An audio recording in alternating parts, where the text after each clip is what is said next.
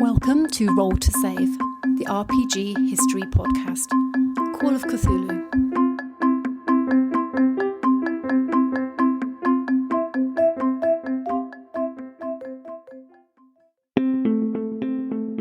Hello and welcome to part 2 of our Call of Cthulhu Roundtable. It still sounds like I'm standing in a wind tunnel, sorry about that, my mic is still busted, but we're looking to try and get an episode out for you guys. So this episode follows up where the last one left off. We start talking about the Mythos card game and we rapidly go wildly off topic talking about Kickstarters, but it's a fairly interesting ride when we find out just how much Matt Sanderson actually spends on Kickstarters. Spoiler alert, it's a lot more than I've ever even considered on a Kickstarter. Anyway, if you've not listened to part 1 yet, please go and listen to that. That's got most of the Call of Cthulhu meat. This is more a discussion of the Call of Cthulhu Kickstarter and how that horribly went wrong. And then we talk about board games and associated trades. So go and listen to part 1 first. We'll wait for you. And once you've listened to that, pop back here and you can listen to part 2. We hope you enjoy it.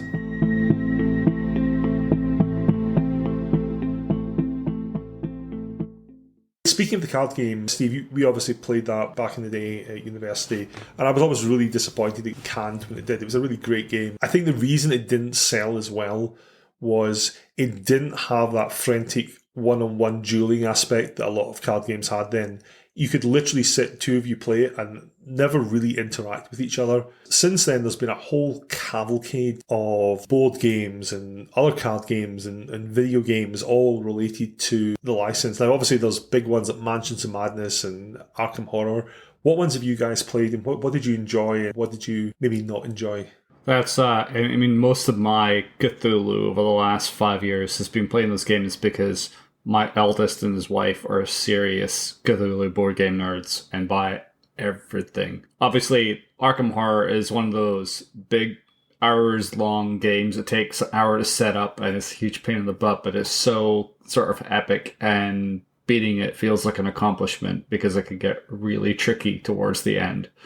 Mansions is so good. I love that whole series that they did those types of games. I've played several of them. I played the Star Wars one as well, but Mansions of Madness is excellent, and that game is also. I love that they're tricky. I love that some of the simple scenarios are simple, but that the difficulty level really ramps up so quickly that you feel like you've actually really achieved something in any of these games, which really kind of plays towards the Cthulhu, you're lucky if you survive this sort of scenario in the RPG. I love the LCG. I bought a ton of the LCG for Arkham Horror. I wish I had a chance to play more of it because I really love the concept. I really love how the characters and their kind of crossover with the other games, with Eldritch Horror, with the Arkham Horror board game, and how they've kind of extended that sort of mythos of the characters. That's an excellent game. And the one that I played a bit of most recently, again, that my kids went crazy for was Death May Die, which is more of a hack and slash sort of variant, more pulpy, where you're really kind of just in this race against time. It's a very more mini combat based game where you're exploring through a particular area and you're trying to basically take down the cultists and the big bad before time runs out. And just because I'm a huge mini game nerd, I love that aspect. And it's a classic Kickstarter from, I think it was probably Cool Mini or one of those types that had a ton of stretch goals and a ton of extra minis. So you end up with this massive box with 100 plus heroes and all this stuff. That's where I've spent a lot of time in all those games. But Death May Die, highly recommend. Excellent game. If you haven't tried it, it's a good one.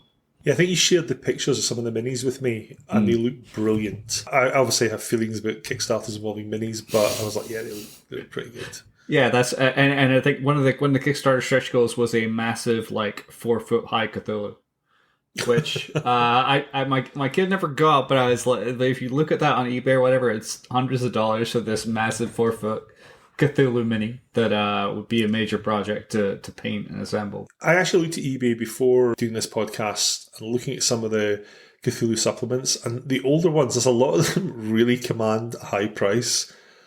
And I'm like, do I actually sell my original Horror on the Orient Express? Because it's in pretty good condition. It's got all the handouts, and there's guys selling it for hundreds of dollars. And I'm like, nah, I can't bring myself. Is this your next Black Lotus thing? Is it? Yeah, don't. It's still too soon. Still too soon.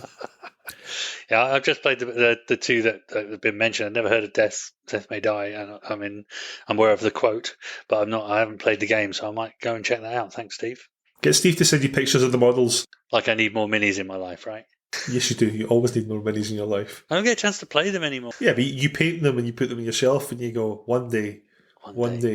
I painted another 10 bolter guys for my Sons of Horus. I've got like 50 just Astartes with bolters. And I'm like, I'm never going to use this, but I've been watching some guys that I used to play War Machine with. I've been getting into. We're totally off topic, I'm afraid. So sorry. That's fine. But they've really dived into Malifaux quite big recently, and they keep posting these pictures of these beautiful tables that they've put together with these beautifully painted models, and I'm like, properly jonesing for a game, I have to say. So I might have to drag them over to Ireland and force them to play Malifaux for me. The last time I played you at a game was that convention we went to back in 2017. Probably, yeah. Was that BonesCon? Yeah, with beautiful tables that other people had put together. SmogCon, yeah. And then the almighty crash that made everybody go silent. Yeah, some guy dropped his beautifully painted model. Yeah, his carrying case broke and it just all fell to the floor. Everyone just sort of like took their hats off and bowed their heads and moaned. You could hear the bugle playing in the background. It was a moving moment. We all felt for that guy. Anyway, sorry, completely off topic, but I don't need necessarily more minis in my life. But I read a really good quote about Arkham Horror, and it said that you can call yourself an accomplished adult when you finally buy a table large enough to play Arkham Horror in one of its expansions. Yeah, so true. Well, if you want more minis, or when I say minis in inverted commas, go for Cthulhu Wars, where some of the miniatures in that are easily almost a foot tall. Yeah, I have seen that. I was trying to remember the name of the thing when we were talking about them. I was like, I'm sure there's a tabletop game which did the minis, and some of them, as you say, are not mini. Yeah. And they're all to scale. So you get like a 28mm investigator, and then it is Cthulhu, a 40-foot Cthulhu. Yeah, exactly, and they're huge. You talked about the scenery from that game, Steve. You said it's pretty nice. Gosh, I think, was it Cthulhu Wars? I forget. Yeah, there was scenery for one of those games. Now you're making me try to remember which game that was. I don't. It was actually a skirmish game that was Cthulhu-esque, and now I'm forgetting the name of the damn game. It was yet another Cthulhu-ish game that was very much, you've got like your squad of like 5 investigators or creatures, and there was a bunch of really cool scenery that would go with it, because that's like everybody plays these skirmish games, and the scenery is half the fun. Yeah, because it definitely isn't Cthulhu Wars, because the only scenery I can think of from that is that it has different portal pieces. It's mainly just you play on different world boards, either the Earth or various other dimensions, etc. So yeah, that one doesn't have a scenery. Just a lot of figures. A lot of them. I'm trying to remember what that game was. Matt, you'll have done this, but tell us about the 7th edition Kickstarter for Call of Cthulhu. I covered it in the history episode. I'm assuming you backed it at quite a large level. In fact, I know you backed it quite a large level because I follow you in Kickstarter. I was, if I remember right, backer number 1. Because the Kickstarter was not, as far as I remember, publicised in the slightest, that it was almost a kind of thing that kept under the radar, that you had to very much hear by word of mouth. But I knew from having worked on the 7th Ed project, because one of my scenarios has been in the Keeper rulebook, I was aware when stuff was going to go live, and was very much sat on Kickstarter in the middle of the night waiting for it to go live and to jump in at the level to get everything for it. And yeah, I think by the end of it, I threw in the best part of, I think, $3,000 in total. Oh, wow. It's not the most I've thrown on a single Kickstarter. That glory goes to Cult, because I've dropped $3,500 to get the Demiurge edition of the core rulebook, so that is a unique copy. But I do have number 2 of the Temple edition of 7th Ed. I refer the honourable gentleman to my shock that Matt has done anything, that anybody introduced him to this, and he wasn't born with it coursing through his veins. That's an insane amount of money, Matt. I'm just jealous that I can't spend that amount of money, but I'm actually. I like that Matt said that, because that's now going to be my defence. Whenever I back a Kickstarter, my wife's like, $40 for a book. I'm like, Matt spent $3,000 in Call of Cthulhu. Oh, I can see how that's going to end. Not well for you, Ian. But go back to the Kickstarter. I covered it in detail on the history podcast, but without being unkind, it was a fiasco of the highest sort. And it was... And Steve, you and I, we've talked about this a lot with Kickstarters, but it's one of those ones which just had bloat to the stretch goals. And it got so ridiculously complicated, they literally had to make a ready reckoner on the page of what tier have you got, which one of the 60 plus items are you getting on your tier. But the thing that sunk them was their postage. Yes. Nobody did the sums on postage. And so you had one tier where you literally got 19 books, and the shipping cost for the mainland US was $19. If you look at how much it costs to ship a book in the US, and I get that they'll have special deals with distributors, but to ship a package of about £3, which is roughly what the Call of Cthulhu book will weigh, it's about $30. But they're charging $19 for 19 books. Yeah, they had one of the... Yeah, it was. That was part of the problem. One of the things I remember they did, and I think I remember hearing from... name escapes me at the time. One of the... Charlie Crank, that was it. That's where his initial mistake realization was, where he said, I shouldn't have made that offer of $1 per extra item that you had in there, because that was the massive killer for their postage. And Charlie's a nice guy, but by God, that was one hell of a mistake to make. But also against wildly fluctuating shipping costs, because they have gone exponentially up and up and up and up. Combined with the fact that the book took a long while to finish off, there were various issues with production, sourcing who was going to print it, shipping then from overseas to get it into the US, and then distribution. There were lots of factors where it was and that compounded on top of it. So yeah, but the major downfall was the shipping price. They hadn't asked for enough when it came to actually having the material, because they had it all printed, but then shipping it was almost bank breaking. The figure that I kind of came up with doing some sort of back of a napkin maths was they were off by about 1,200% in terms of the shipping costs. This from a guy who couldn't work out the resistance table in the Call of Cthulhu, right?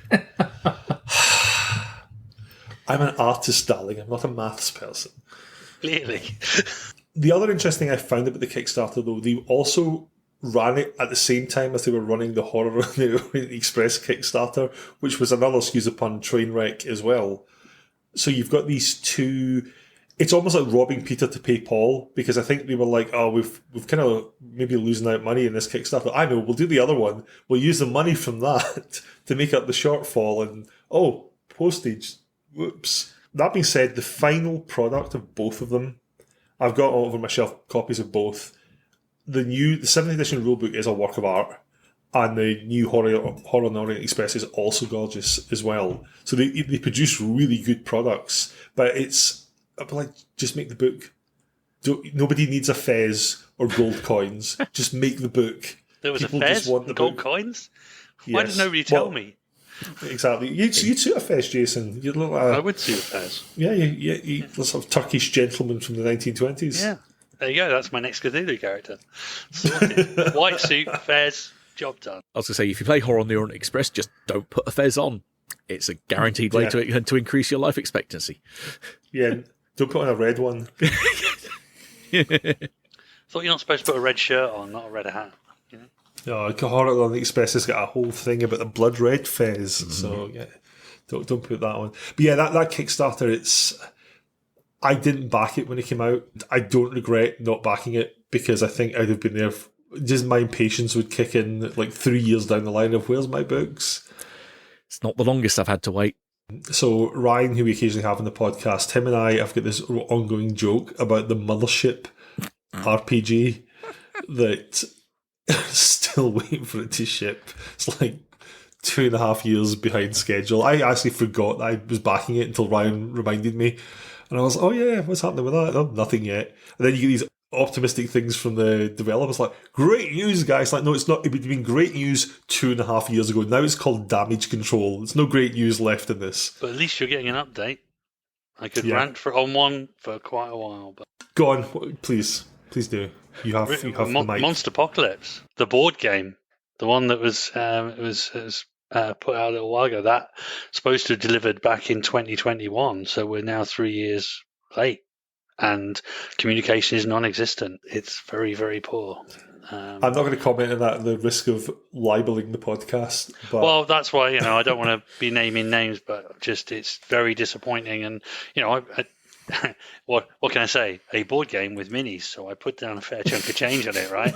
Not Matt level chunks of change, clearly, but at least, and it's very disappointing. And even when you contact them directly, they are less than helpful. And it's just very that's poor. When you get ones that, to go back to our friends at Nightfall Games, when they had to rescue the Cannibal Sector 1 Kickstarter, the thing that they did brilliantly was, and I saw the same thing actually with the Call of Cthulhu 7th edition when Sandy Peterson and Greg Stafford came back to rescue it, the communication instantly becomes good.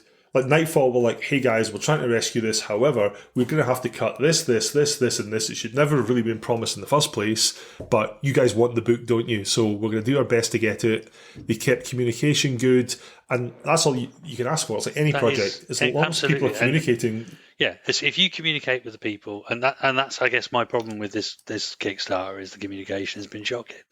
And literally, to my mind, they've taken everybody's money and run.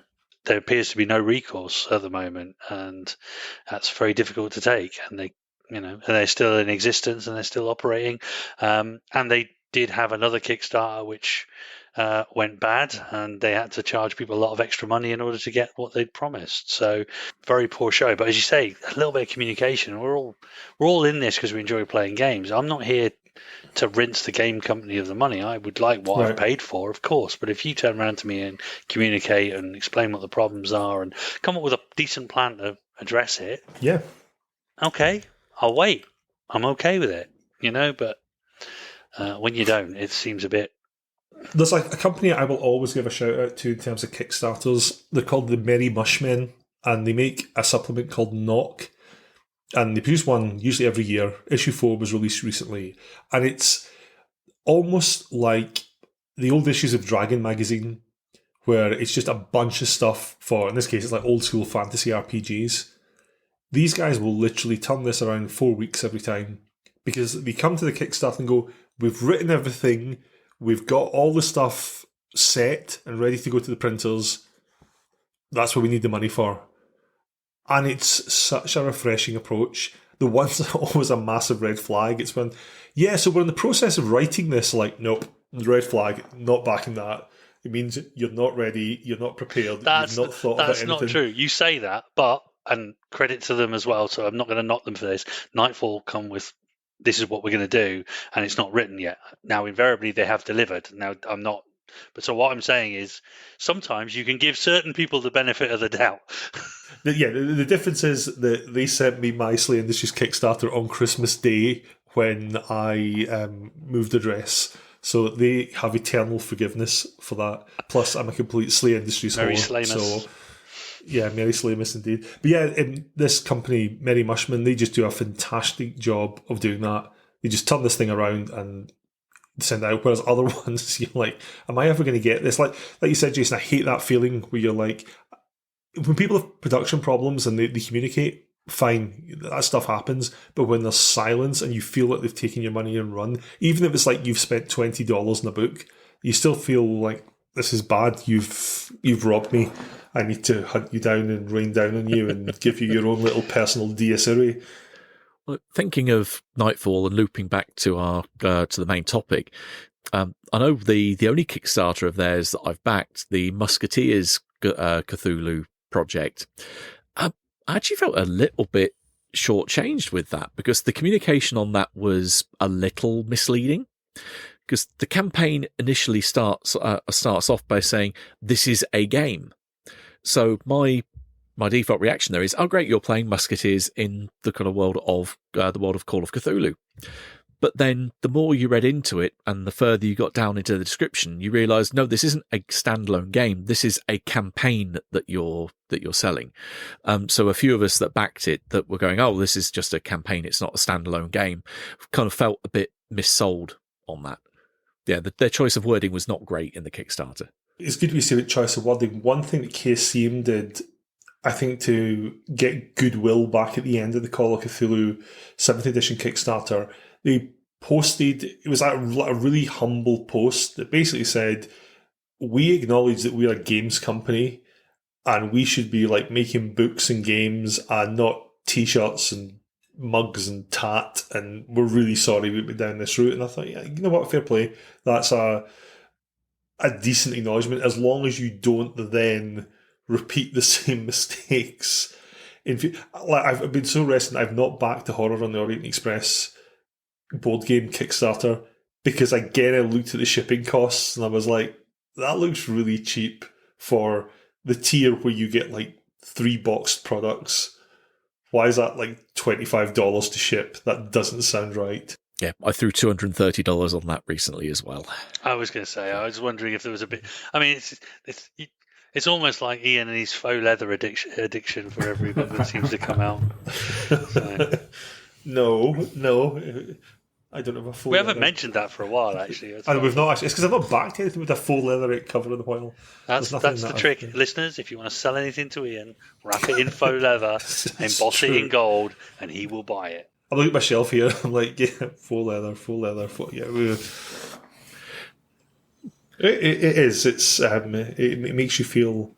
It makes you feel good. It makes you feel like you're holding something worthwhile in your hands, and not just a collection of saddle-stitched pages. It's also something that attracts me to Kickstarters significantly more these days, because the vast majority of this stuff is going to hit retail later anyway, so I can just wait and buy it at my leisure then, probably without the exorbitant shipping cost if it's coming from overseas.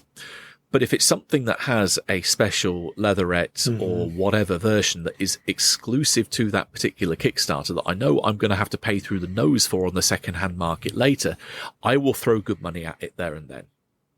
Of course. Matt, see, that's why you and I are friends, because we're both gentlemen of taste. I've literally got 3 copies of Slay Industries 2nd edition with different covers on each. And I'm looking at my shelf there, I backed, it's not actually another shout out to a company that do good Kickstarters, is Necrotic Gnome. I backed it's not full leatherette, they did an advanced expansion, a basic expansion for Old School Essentials, but it comes in a box with gold foiled writing. Oh, it's the gold, it's the bling. You like the drip. Yeah, it's like, I feel exclusive. I'm a special princess. Again, completely off topic, but have you seen the special edition Dune role-playing game book? Yes. I've got all 4. Nice. I've got all 4 versions. Of course you have. Even the Imperial copy, the super duper mega bound in leather with brass inserts, and oh my god, of course you I have that. Yeah. All 550 quid of that I got, yes. And it's the same book inside. Cocaine would be cheaper, Matt. You realise that, right? We've mentioned it with minis before, right? If we got into into drugs, we'd have spent less money, right? I mean, why not? I mean, I must admit, I'm envious, Matt, because I think it's a thing of beauty. It's an absolutely gorgeous thing that Modifius have done. They outsourced that to Artisan del Rey, a bespoke printer and binder of RPGs in Spain, of which I brought stuff from their web store before, because they produced a unique standalone copy of the Grimoire of Call of Cthulhu Mythos Magic, which is a book I worked on a lot.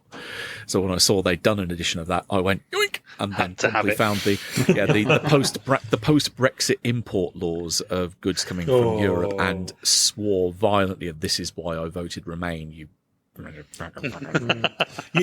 you're not getting the benefits of the sunlit uplands of Brexit yet? What is this mythical land of which you speak? You have to take some dream beer to get there. Yeah. Oh, don't. I love how 3 of the Brits on this call are no longer in Britain. Yeah, it's true. So before we close, I'm going to ask each of you the same thing. If you could only keep one Call of Cthulhu supplement, what would it be? Oh, that's a horrible question. That's a horrible question. I tell you what, I'll just go for A Green and Pleasant Land. Excellent. There we go. And I will sit here with Land of Hope and Glory playing in the background and sipping my tea and eating my jam and scones. Thank you very much. And dreaming of Brexit. Hardly. But, knowing that in the 1920s I still have 100 years to look forward to. Exactly, before it all goes wrong and shipping costs become exorbitant. What about you, Mr. Matt? Which one of your gold-plated copies would you keep?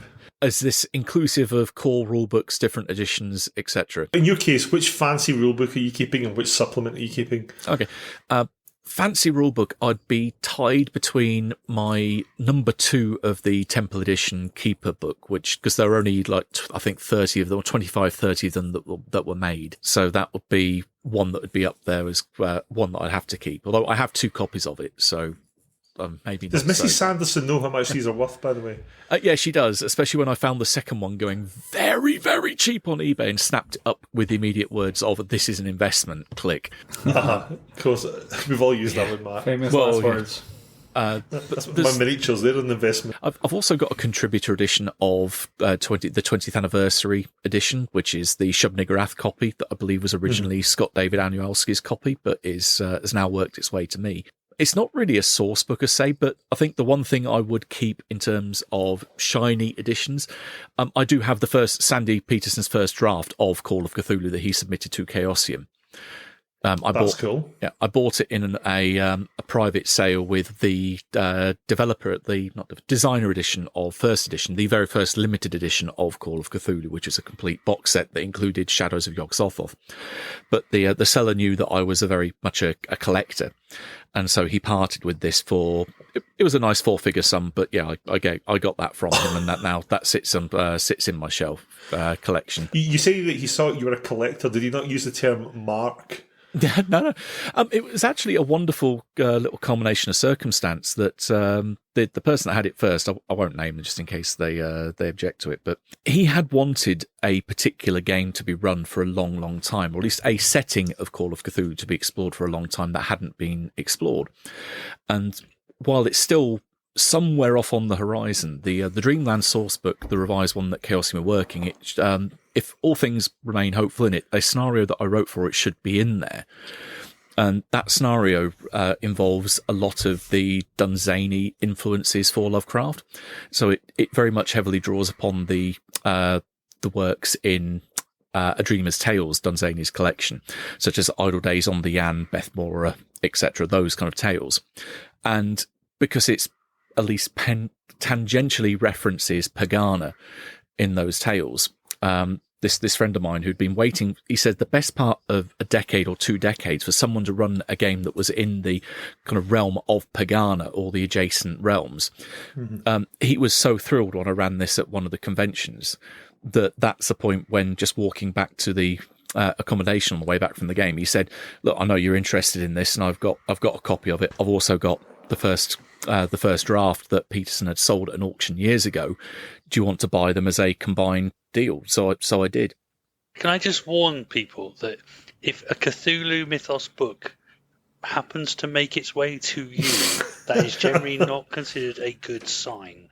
Do you know what I've got this image of? You know the opening scene in Hellraiser? Yeah. Where he's sitting there buying the box. Yeah. That's what Matt's like. Yeah. It's like, "You've always meant to own this, Mr. Sanderson." And suddenly it rearranges itself and Cenobites pop out. He's going to end up in his own scenario at some point. That's what's going to happen. Exactly. Well, I think in terms of other books, like other supplement books, I think I'd have to go with the one I've already mentioned, Terrors from Beyond, purely because it has the only printing of the Burning Stars in it, and because it's my favourite single adventure, I couldn't feel complete if I was to be able to offer the game later and not be able to present that as an option, because it's such a damn good scenario. Steve, do you have any favourites? I actually only own books in digital. I don't even own a single physical book. That's just like Matt's probably. I see Matt going, "Oh, Matt's got like 1 million physical books. I own like a bunch of digital copies." Which is probably good for me because my bookshelves already have many things on them. I mean, the 7th edition rulebook clearly is, as mentioned before, a thing of beauty. And if I was going to buy one physically, it would probably be that book, for sure. I think the one that I would keep, because like you, Matt, I've got favourite scenarios, but one supplement I absolutely love, and I think it's kind of underrated, is Mansions of Madness, which is just a series of one-off spooky house adventures. And see, for dragging new people into playing the game, it is absolutely perfect. There's nothing huge and outlandish going on in there. It's literally, there's a spooky house, go and investigate it. And I think it's so simple and so engaging. But at the same time, I love the new edition of Masks of Nyarlathotep because it weighs about £10 and it comes with tons of stuff. And I'm a sucker for tons of stuff. It's like board games. Jason used to always joke that I buy board games by the pound. By the way, yeah, absolutely. If that board game's got hardly any pieces, nope, not interested. I want a board game that takes 5 hours to set up and it's really complicated. I was going to mention earlier when you said being an adult is having a table large enough to play Arkham Horror with an expansion. I would refer the honourable gentleman to several of the games you may have bought where you need several rooms in order to be able to lay them out. Western Front, that kind of stuff. So Talisman. Yes. Well, gents, that was a very long podcast. Thank you for joining us. Before we go, Matt, since you're a guest, would you like to promote anything like your own wonderful podcast? Since you've listened to us ramble for almost 2 hours. Yeah, no, it's been thoroughly enjoyable. So we normally do about an hour or so on the Good Friends of Jackson Elias. There's my plug. We edit episodes down to about maybe an hour and 15 or so. But we cover a whole range of different topics, but normally with a bent towards Call of Cthulhu.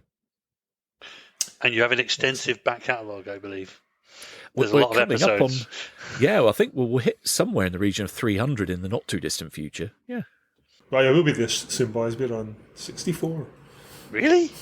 Yeah. Wow. That includes the history ones, right? Yeah. Okay, obviously. good. I was going to say, I haven't done 64 podcasts. It's not 64 episodes of us rambling. Oh, thank God for that. Yeah, the internet doesn't need that. Anyway, on that note, gents, thank you very much, and we will see you on the next podcast.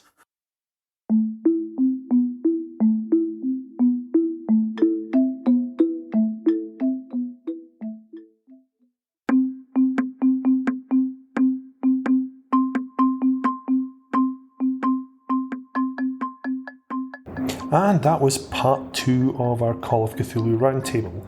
We hope you enjoyed it. Thanks again must go to Matt Sanderson for spending time with us and sharing his recollections and inside knowledge. It was a treat to have you on as usual, Matt, so thank you very much. We are a semi-regular podcast on the history of RPGs. We currently got a back catalogue of over 60 episodes where you can find more roundtables like this if our jibber jabber is your thing, but we also have history episodes, actual plays and author interviews as well. So please go and check those out. If you want to get in touch with us, you can contact us at SavePodcast on Twitter or via Gmail at roll.2.save.pod@gmail.com. If you also are feeling kind, please do not hesitate to leave us a review on your podcast directory of choice. All of these help with visibility and we're always very grateful to read them. Anyway, hope you enjoyed the episode and we will see you on the next one.